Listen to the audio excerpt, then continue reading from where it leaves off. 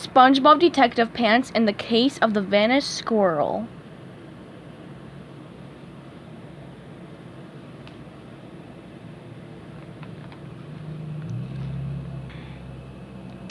It was a windy day in Bikini Bottom. SpongeBob was staring out the window. "Hey Patrick, let's go see if Sandy wants to blow some bubbles with us and watch them blow away in the wind," SpongeBob suggested. "Huh?" Patrick said, waking suddenly from his nap. On Sandy's door there was a note. SpongeBob read the note aloud. "It says, 'I've taken.'" Patrick picked up another page up off the ground. "This one just says Sandy." SpongeBob's eyes widened. "I've taken Sandy!" he cried. "Where did you take her?" Patrick asked. "I didn't take her, Patrick. I think Sandy's been squirrel-napped by whoever wrote this note. Forget bubble-blowing, buddy. This is a case for SpongeBob Detective Pants." "And his faithful assistant, Patrick Pants," cried Patrick.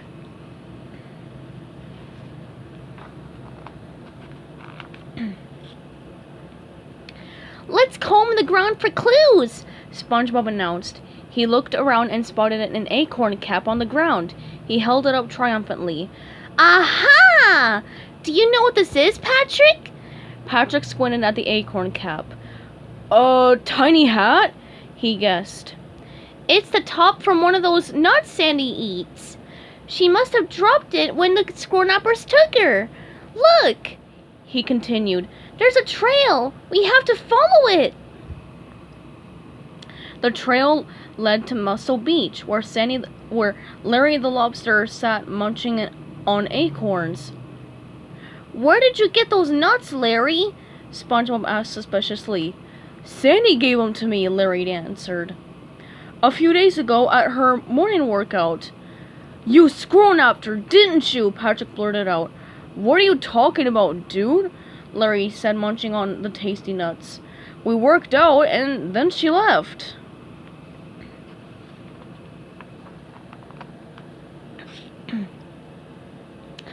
Then Patrick noticed something in the sand. "Look, Mr. Detective Pants, over there!" "What is it?" Said SpongeBob, studying it carefully. "It's an eye patch. The kind of eye patch worn by pirates!" Larry chuckled. "Yeah, I think there were some kids playing." "I've heard of pirates hanging around these parts," SpongeBob interrupted. "You mean like the Flying Dutchman?" asked Patrick.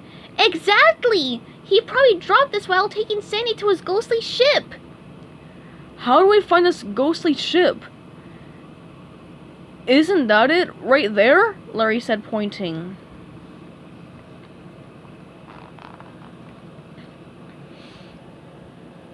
SpongeBob and Patrick climbed a rope up to the Flying Dutchman's ship. They tiptoed across the deck, trying to be as quiet as possible, but suddenly the Flying Dutchman came zooming out at them. "Who dares to board my ship without permission?" he roared.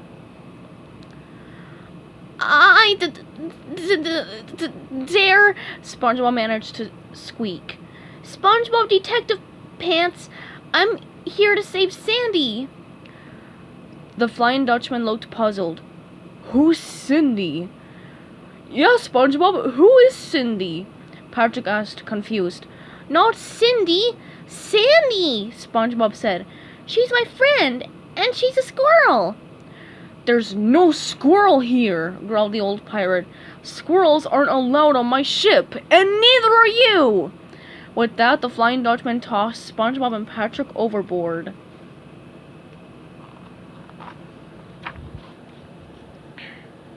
SpongeBob and Patrick lighted on the ground with a thud. They picked themselves up and brushed the sand off their clothes. "If the Flying Dutchman didn't take Sandy, who did?" Patrick asked. SpongeBob looked discouraged.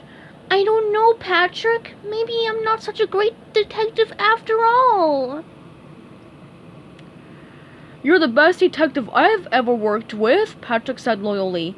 "Thanks, Pat," SpongeBob said. Having no more clues to follow, the duo began to walk home. When they got to Squidward's house, they heard a horrible noise. Pat! It sounds like someone's yelping! Maybe it's Sandy!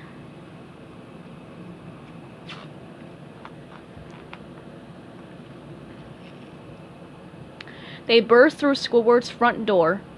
Don't you people knock? Squidward grumbled. I'm practicing my clarinet, and it sounds... Squidward got choked up. Beautiful! You're under arrest, you clarinet player, Patrick bellowed. Pat, Sandy's not yelping. That noise was Squidward's clarinet playing. Hey, Squidward, when was the last time you saw Sandy? A few days ago. You weren't home, so she came over to ask me to tell you to water her plants for her. I would have told you earlier, but I was avoiding you. Where was she going when she left? SpongeBob asked eagerly. I think she said something about the bus station, Squidward answered. Now will you two get out of my house? To the Bikini Bottom bus station, announced SpongeBob.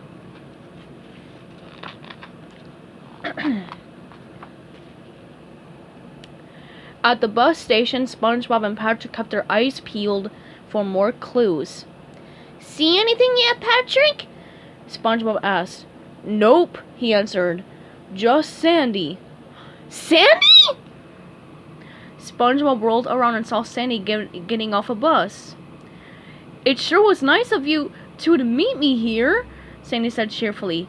Sandy! Cried SpongeBob. We thought you'd been squirrel-napped. What happened?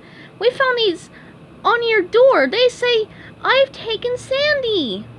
Sandy looked at the notes. Oh, little buddy, I wrote this, she explained. The wind must have torn it up. The whole note said, I've taken a trip to Texas for the annual horn locking competition. Back soon, Sandy.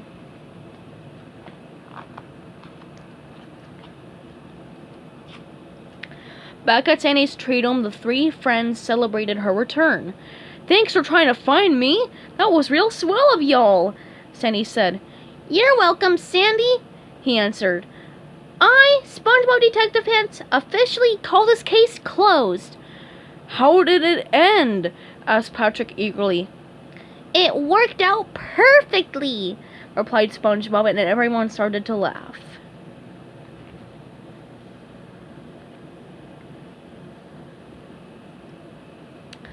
The end.